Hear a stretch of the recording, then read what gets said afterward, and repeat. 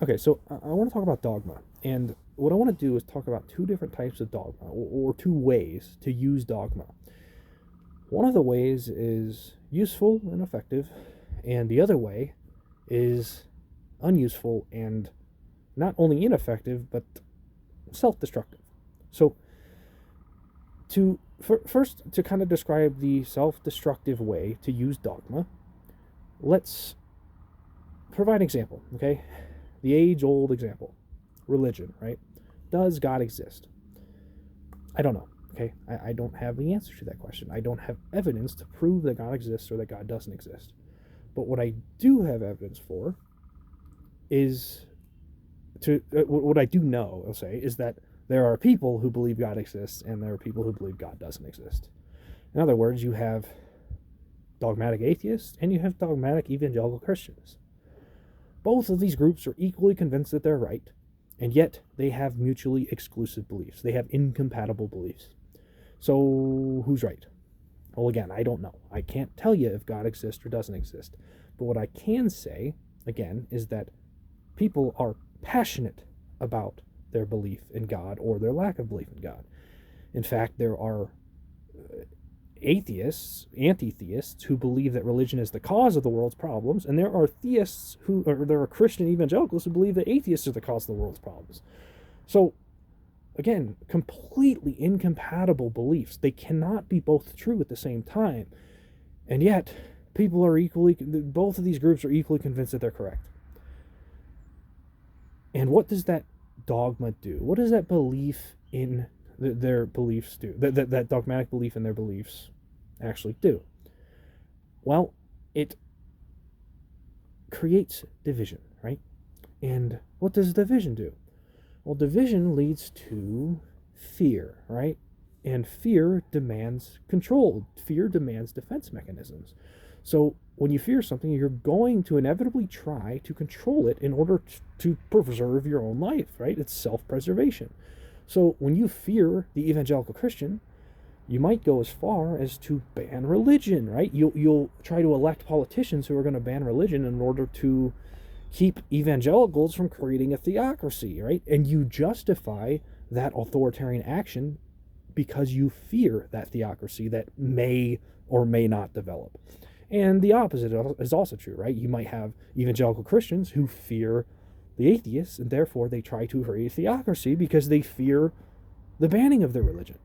So, again, what you have here is dogmatic beliefs that oppose each other, and the opposition creates division, the division creates fear, the fear demands defense mechanisms, and a common defense mechanism is to control your opposition. And that, again, leads to authoritarianism. It leads to authoritarian governments, theocratic governments, or governments that don't support the freedom of religion, right? So this just creates a feedback loop of authoritarianism.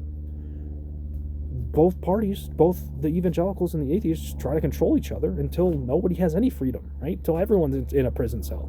So this is not a very good way to use dogma. This is a self-destructive way to use dogma. And kind of checks out, right? Because neither of these people proved that God existed or God didn't exist. So they're operating, their entire lifestyle is operating on something they haven't proven. And say it as simple as it is. So what is the other way to use dogma? Well, here's what I'll say. I don't know if God exists or doesn't exist, but what I do know is that the passion that the atheist and the evangelical feels is real. What I do know is that both of them believe they are correct. So in other words, I am dogmatic about the existence of their passion. So if we focus on that underlying similarity, that underlying passion that both the Christian, that both the Christian and the atheist have, then what we do is we unlock the ability to leverage that passion together rather than against each other.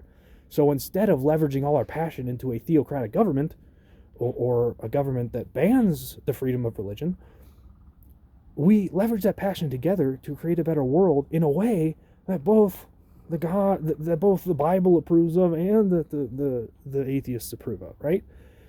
There's a lot of similarities there. There's a lot of things that they can both agree on to make the world a better place. What's one of them? The golden rule, right? I guarantee you, the average atheist will say that the golden rule is a good rule to follow. On the other hand, the golden rule is, I don't think it began in the Bible, but it's found in the Bible. There are versions of it in the Bible, just as there are versions of the golden rule in every single other religion and philosophy that has ever existed. There's a reason for that. It's because the golden rule is kind of the bee's knees. It kind of is the final solution to everything. So again, we focus on that underlying passion that we all have. I am dogmatic about the existence of that passion. And if you are too, then we can just focus on that commonality. We don't have to argue about religion or vaccines or political parties or economics. Instead, we can just coalesce our passion to make the world a better place. And all it really means, again, is treating other people the way you want to be treated. The way I see it, there's kind of like three types of people in the world. There are the people who become divided and dogmatic, and there are the people who take advantage of that dogmatism, right? And that division, okay? In other words, there are people who divide and conquer people, and there are people who get divided and conquered by the conquerors. But there's a third type of person. The third type of person is the person who learns to conquer themselves. So rather than falling for the dogma, the divisive dogma that leads you to control somebody else with a government through authoritarian means, control yourself, and what you will do is enable yourself to be able to unite people rather than divide people or be divided. Again, we have the conquerors who divide people, we have the people who get divided by the conquerors, and then we have the people who step outside of the dogma, the divisive dogma, and control themselves, conquer themselves, and unite people. Who do you want to be? Do you want to be the person that's conquered? Do you want to be the person who's doing the conquering and ultimately fueling the flames that are going to burn you when the revolution starts? Or do you want to be the person that unites people in order to reach those goals that you're passionate about? I think the answer is pretty obvious. So again, use dogma to unite people. If your dogmatic beliefs are dividing people or are inherently divisive and you can't prove them, then what are you doing? You can believe in God while also prioritizing the well-being of the atheist and the evangelical alike. You can be an atheist while also prioritizing the well-being of the atheist and the Christian alike. It's not that difficult.